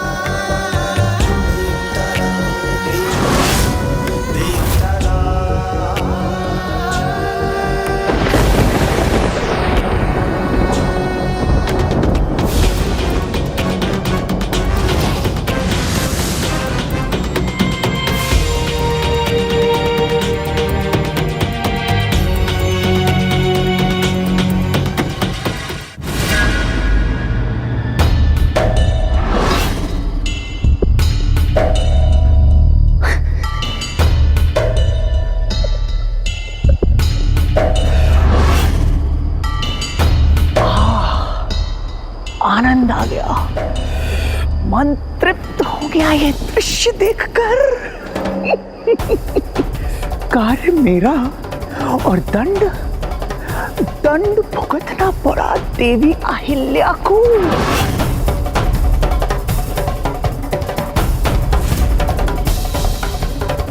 किंतु ये तो अभी आरंभ मात्र है, अभी तो बहुत कुछ शेष है।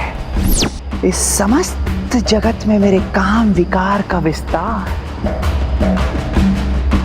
इस जगत के सभी जीवों से ठीक ऐसा ही अनुचित आचरण करवाएगा, और तब हमारे महानायक भंडासुर अपनी तपस्या पूर्ण कर जागृत होंगे, और वे मेरी क्षमता के प्रमाण से इतने प्रभावित होंगे कि वे मुझे ही अपना सेनापति नियुक्त कर लेंगे।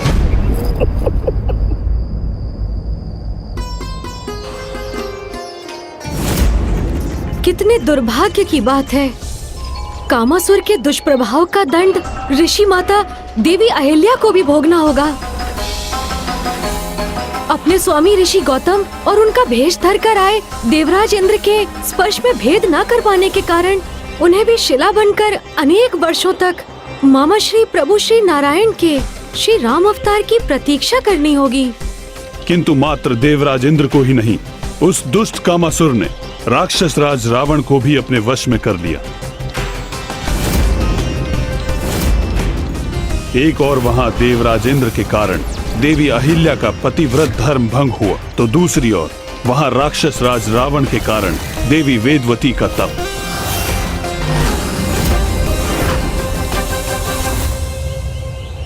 माता वेदवती की तपस्या भंग करवा दी उस दशानन ने, जो वो अनंत काल से प्रभु श्री हरि नारायण को पति रूप में प्राप्त करने के लिए कर रही थी।